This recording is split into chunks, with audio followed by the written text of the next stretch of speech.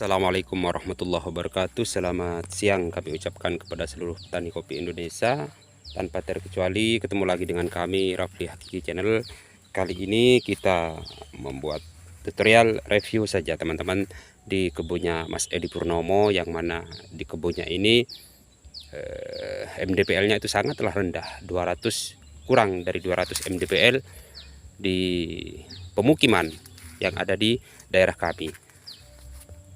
Tentunya dengan MDPL yang sangat rendah ini kita harus jeli dalam bertani. Jadi bagi teman-teman yang mempunyai lahan yang sangat rendah MDPL-nya, kita harus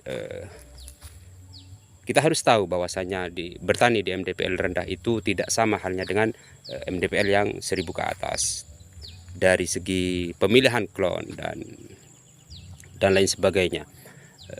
Yang paling utama dan yang terutama itu seharusnya kita harus melakukan penanaman naungan. Entah itu naungan itu yang bisa menghasilkan bagi kita, ataupun tanaman yang hanya biasa dibuat pakan ternak dan lain sebagainya. Di lahan Mas Edi Purnomo ini naungannya itu pakai pepaya seperti ini teman-teman. Ini, tetapi pepayanya banyak yang kena jamur ini teman-teman. Jadi di samping kita menunggu panen kopi, kita bisa panen pepaya terlebih dahulu. Fungsi dari pepaya ini menaungi batang-batang kopi yang untuk saat-saat ini di bulan-bulan 5 ini sudah memasuki kemarau tiba di daerah kami. Di MDPL rendah ini ketika kemarau, maka batang kopi ini sangat membutuhkan sekali yang namanya naungan.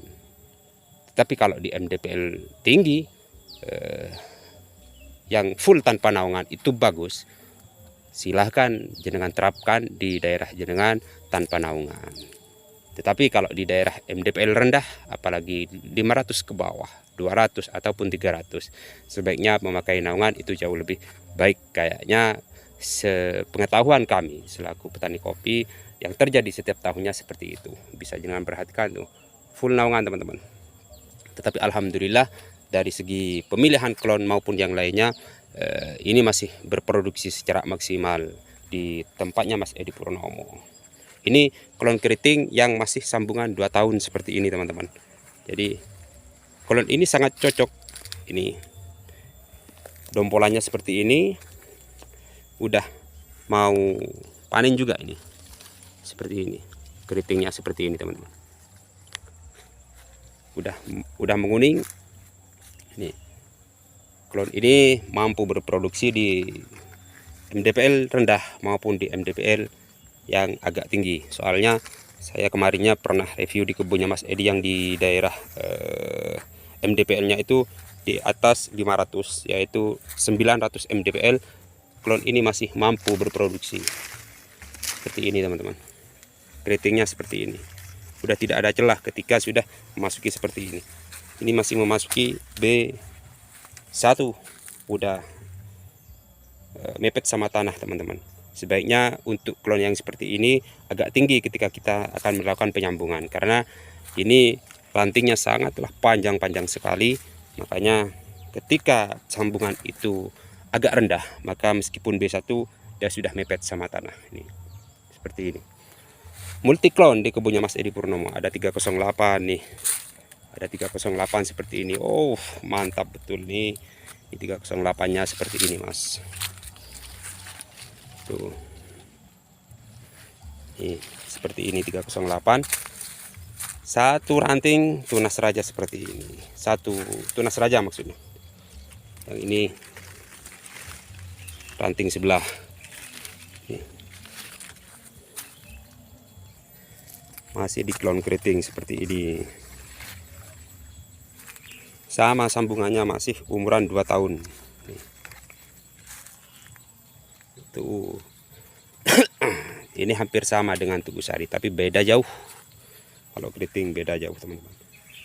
Di B1 berapa dompol mau kita hitung enggak usah wis. Percuma ini mau hitung itu. Ini sama juga keriting teman-teman. Sama juga ini klon keriting seperti ini. tak muat sudah 1 genggam.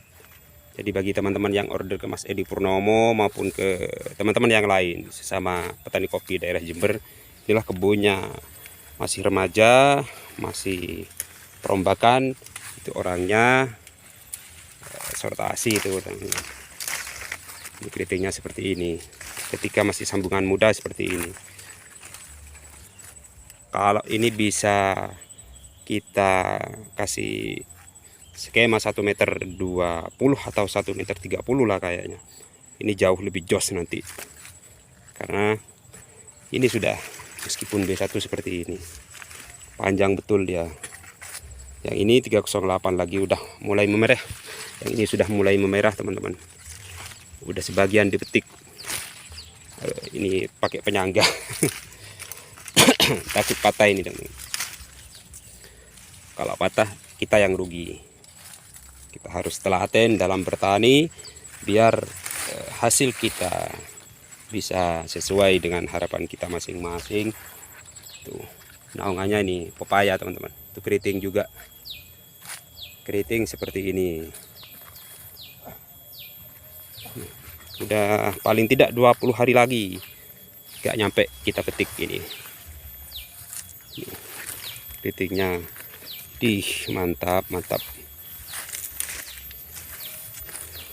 Sama dengan di kebun kami seperti ini.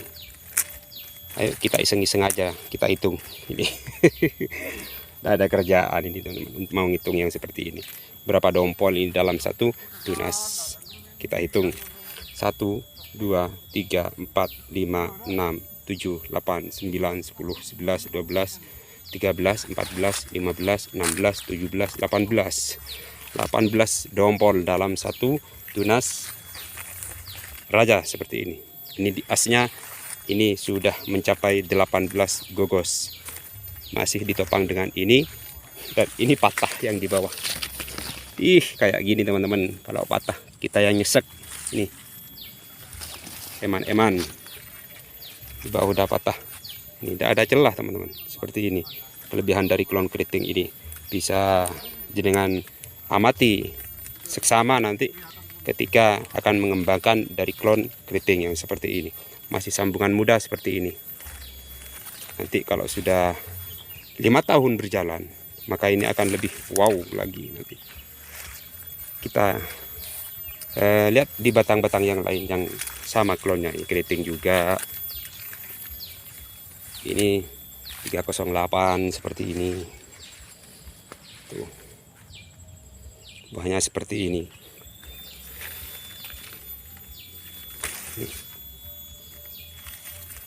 Sama-sama menghasilkan yang terbaik.